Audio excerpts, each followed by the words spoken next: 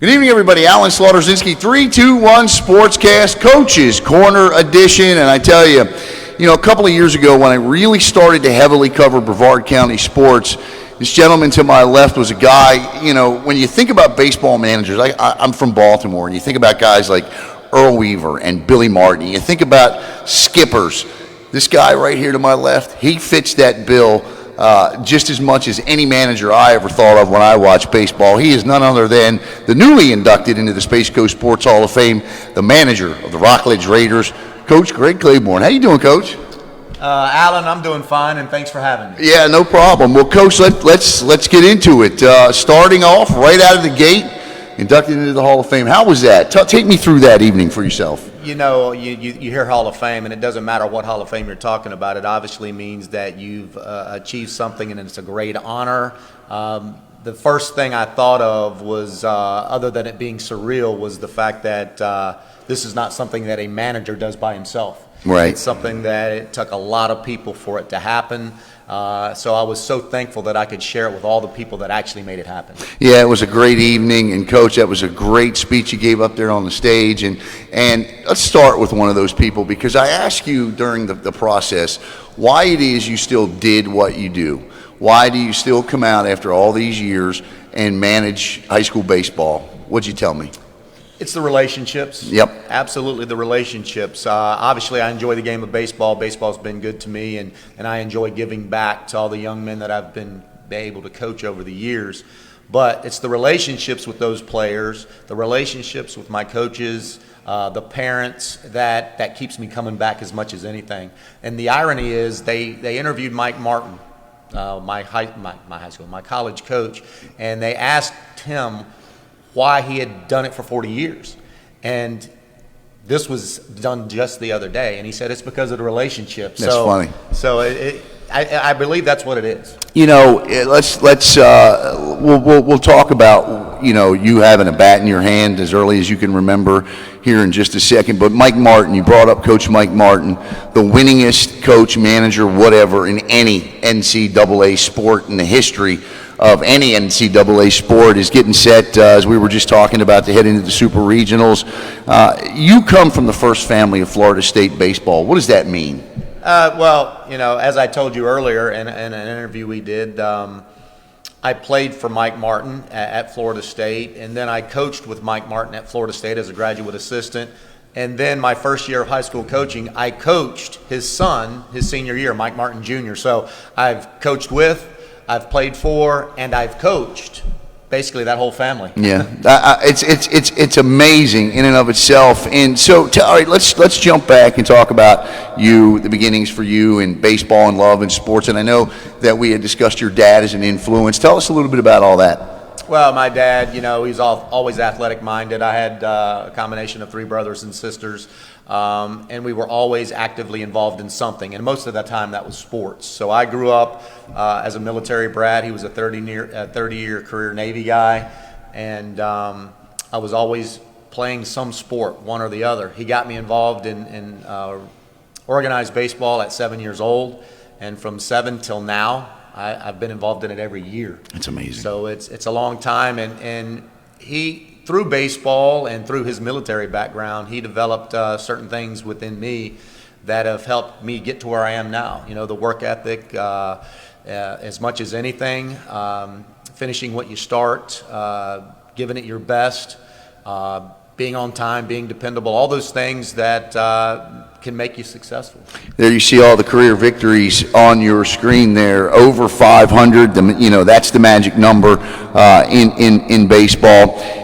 When you go back and you look, was there a defining moment for you where you said, this is a game I really, truly love, and I don't want to do anything else?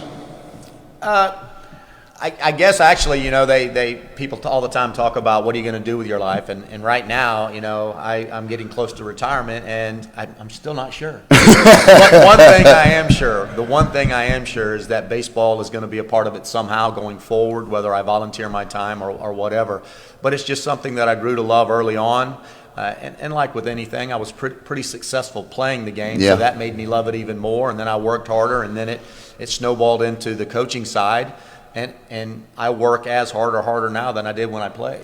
You you look on your screen there, and Coach has been a part of managed, or of course was the skipper on the Rockledge baseball state champions, and was a part of a crew, that Mike Martin Jr. team that you coach, won a state championship as well. But Coach, you played at Florida State on some pretty good teams. You were a good baseball player, and I just love some of the stories that we talked about during your Hall of Fame process. Tell us about some of those days at Florida State, because you threw some names out there at me that still wow me. Well, yeah, I mean, I walked on at Florida State, and, you know, truth of the matter is, when I walked on, I was kind of just happy to be there, but at the same time, I knew if I wanted to get playing time, when I had to compete for playing time against guys like Deion Sanders and Paul Sorrento and guys that I had to face in scrimmages like Richie Lewis and Mike Lloyd, who was a Golden Spikes Award winner, I either had to put up or shut up. So it made me work hard. Yeah. And, you know, to spin that a little bit to coaching, the coaches in this county make me work hard. Yeah. The success at Rockledge High School comes from the fact that I've got to try to keep up with the Joneses. Yeah. And we have some Tom Dooley. I know he just won a state championship.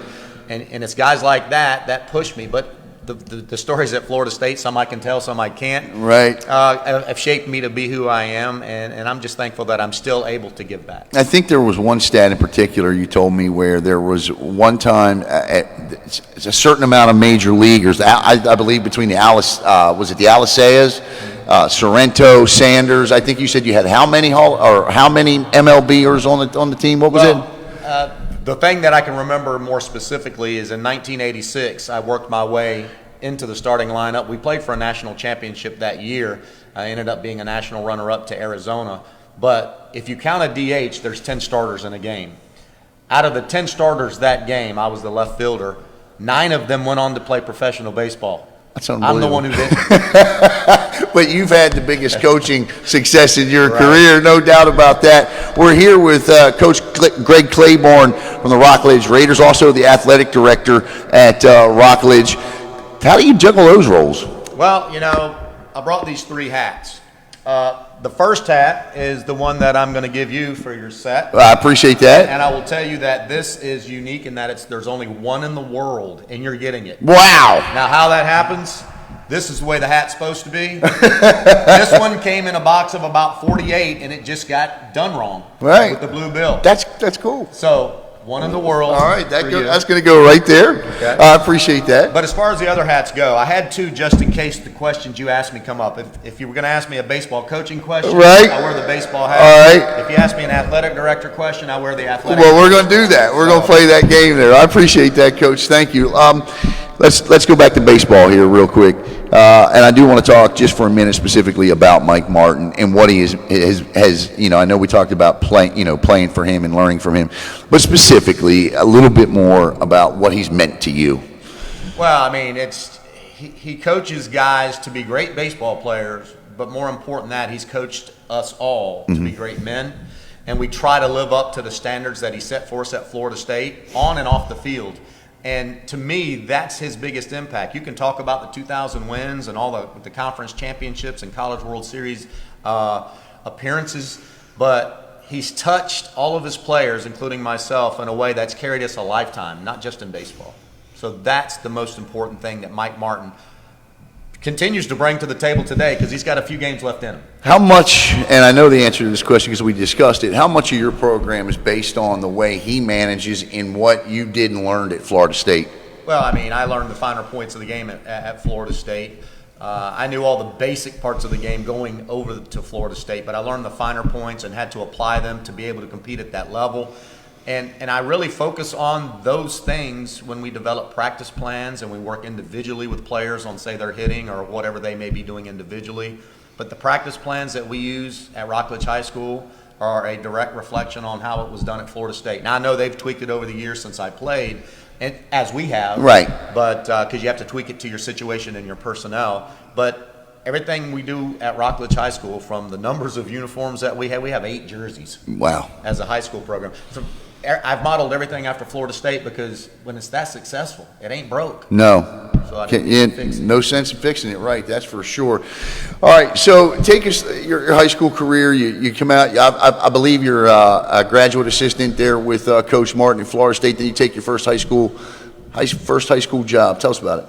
I got an opportunity to be the outfield coach, first base coach, and the head assistant to Tim Ashcroft at McClay Prep School there in Tallahassee.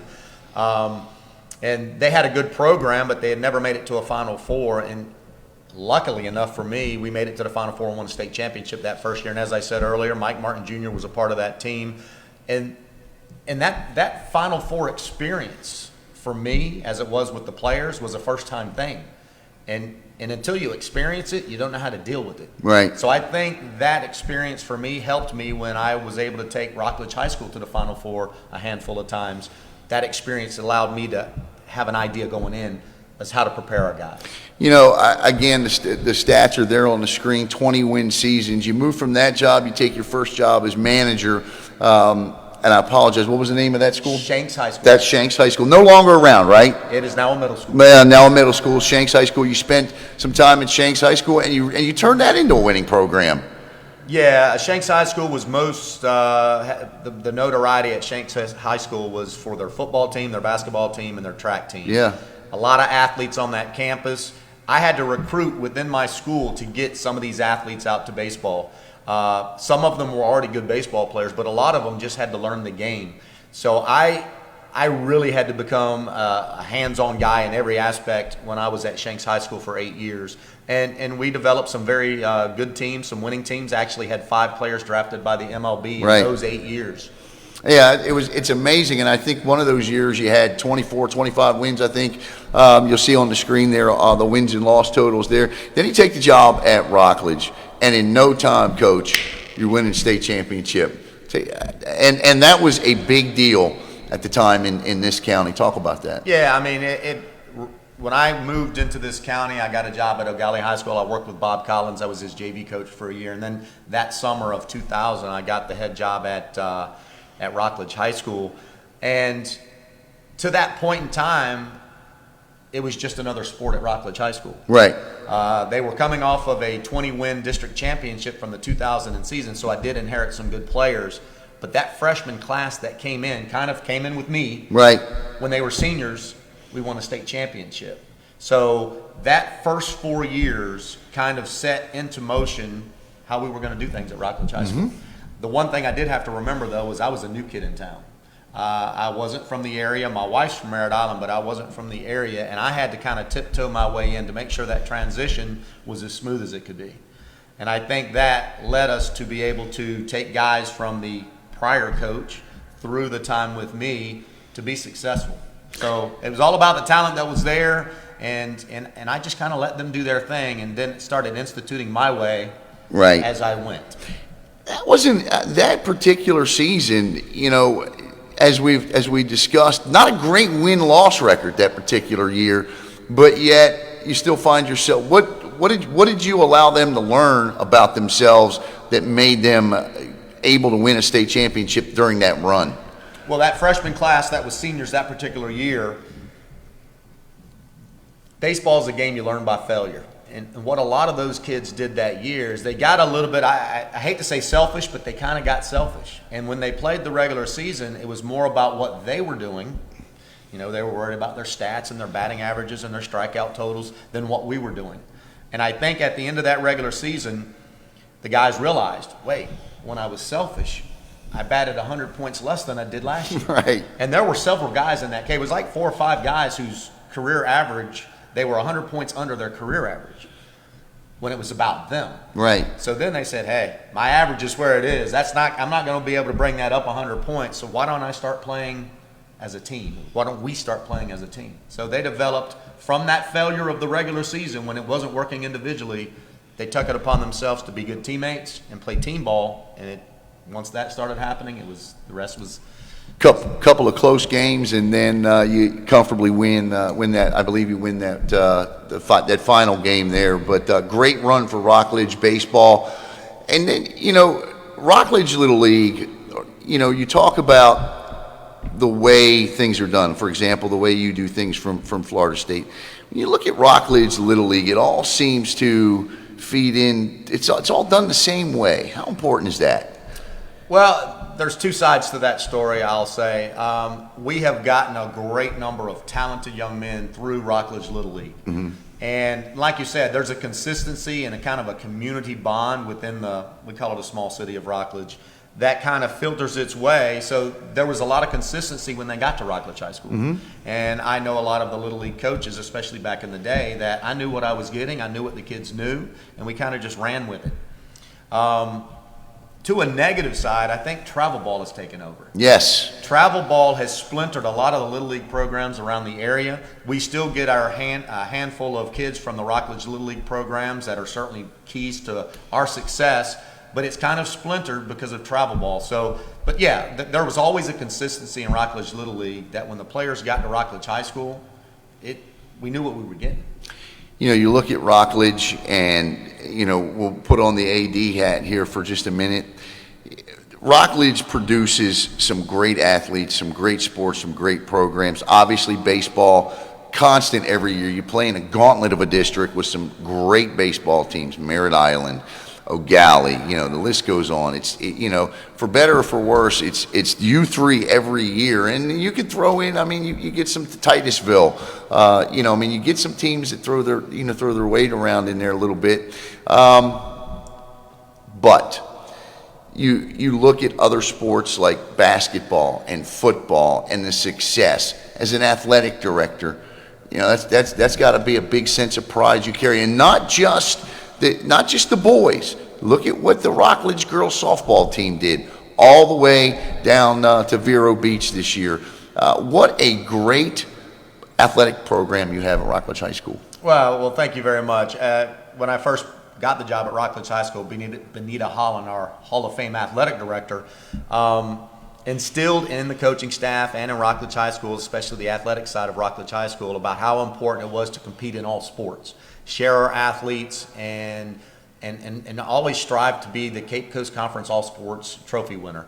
And with 16 schools in the county vying for that, the fact that probably the last 10 or 12 years we finished in the top 3 every year. The last couple of years, in the last 3 years, we finished second twice, including this year, and we were champs 2 years ago. So it's something that's been instilled in all of our programs. And when I took over, I got to see it. I got to wear that hat, right? The athletic director hat. Because when I am just the baseball coach, I worry just about baseball. Now I've got 23 sports with almost 500 athletes that we all work and pull in the same direction. We cheer for each other. Softball players come and cheer the baseball team on. Baseball players go and cheer the softball team on. Boys basketball, girls basketball. Everybody's out there for football Friday nights. It is truly a community as well as a school thing that we're all pulling for, sharing athletes, and striving to be the best we can be. Yeah, you look at the rivalries. We were talking to Barbara Kaywood in studio, and I asked her the best rivalries. What were the best rivalries in Brevard County? And there's no doubt, first words out of her mouth were Rockledge and Cocoa. Didn't matter what sport, when, where it took place. Didn't matter. It was Rockledge and Cocoa. And, obviously she said in some of the sports that rivalry's beginning to come back to where it was in the days. And a lot of that has to do with both programs in certain sports getting better. But I tell you, you look at, that softball team, you got a freshman pitcher there. They could do some damage for a couple of years. What are some of the sports that maybe that we will be covering on 321 Sportscast that maybe we don't hear about that excel there?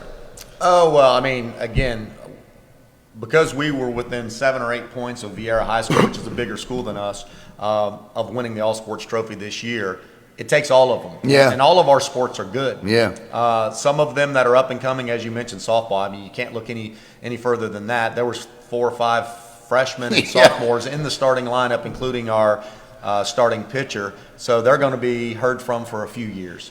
Track. Our girls track team has won 8, I believe, in a row, Cape Coast Conference championships, 9 districts in a row. Boys won district this past year. We're second in the Cape Coast Conference. We're always in the top 10 of the state in track. Boys basketball was the Cape Coast Conference Cape Coast Conference runner-up, but they were district champions again. We did lose our coach, so we got to see how that works out. And girls won another district championship. I believe it's their 5th in a row. The swim teams are in the top couple of spots for the Cape Coast Conference. Always right there at the top of their district, and we're sending athletes in all of our sports, the individual sports like cross country, track, and swimming, to the state tournament. Yes. And it's just an amazing amount of athletes in a small area. Jordan Young, shook his hand on stage at the at the Breakfast of Champions. What an amazing athlete, track. I mean, just amazing. I mean, we are blessed in Brevard County, and I say it a lot, but we really are. And you look at the Rockledge and the Cocos and the Vieiras, and then you look at a lot of the programs that want to aspire to be. I mean, because when you stop and think about the 3 or 4 big power schools in Brevard County, those are the 3 that immediately come to mind. But like you said, there are coaches in the area that keep other coaches up at night. Your overall assessment, I always say I'm proud of Brevard County. We're unique. What would you say about Brevard County sports that stick out to you? Well, I mean, out of the 67 districts in the state, we're by far not the biggest. I mean, we have the Orlando areas, we have the Miami areas, we have the Tampa areas, and we always have teams either in the Final Four or winning state championships. Yes, we do. Whether it's soccer or Merritt Island in baseball last year was a state runner-up. Of course, Rockledge girls were in the Final Four in softball.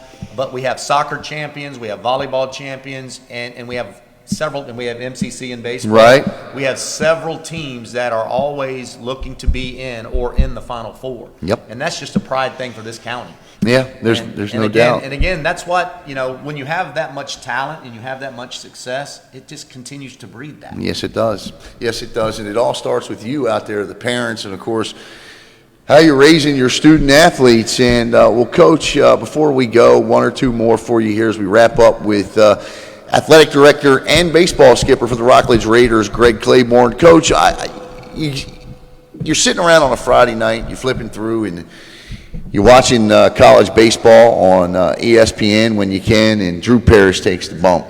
What's going through you? Well, I mean, obviously being his high school coach and him being a Rockledge young man all the way through Little League up through the high school level for us at Rockledge, it's a very proud moment when I get to see somebody kind of living their dream out there. And not only that, he's wearing the same uniform, not the same one, but the same program. He's wearing the same uniform I did from 30 plus years ago. It is a very proud moment when I get to see that. And actually, unless there's a pitch and rotation change, he should be on ESPN tomorrow at 3 o'clock throwing against LSU. Yeah. And he just got drafted in the 8th round, I believe. Yeah, it's, we see it year in and year out. And again, we go back to that and we talk about it. You go back to last year and you see the 2 that were drafted. And of course, Carter Stewart just signed that deal, play over in Japan. Not a bad deal there. What'd you think of that move? $7 million. He has an opportunity to come back before he's 25. If he does well, great. I think he can make up to $14 million, I think it is, with incentives. What'd you think of that whole thing? Well, I had to get my teams ready to face Carter Stewart for several years while he was at O'Galley, including last year. And the pitch that, even though he throws 95 plus miles an hour, the pitch that's his best pitch is his curveball. Yeah. Well, I think he threw another one with this deal. Because when I heard about it, I knew he was going to be drafted high in the Major League draft again, probably another first-round pick. Yeah. So to hear that he signed and went over there, and then as I got into the deal, I scratched my head, but then when I got into the deal and saw the potential positives that could come from it, not only the signing bonus and the money, but the fact that he can come back and be a free agent when he gets back and not have to kind of go through the Major League process of how that happens. He could be setting a trend up. Yeah. And if he's not setting a trend up, he could make Major League Baseball change how they do things. That's exactly right. That's the first thing. And I was like you. I scratched my head. I said, well, what is he doing?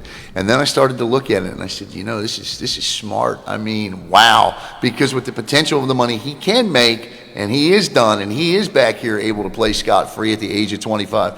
Where if he had gone through the Major League system, that's his second, maybe his third contract. And he's 30, 31. Yep. Doesn't happen. Yep. Does not happen. Absolutely. So you're right. Anything that we should know about the Raider program as a whole that maybe we don't know?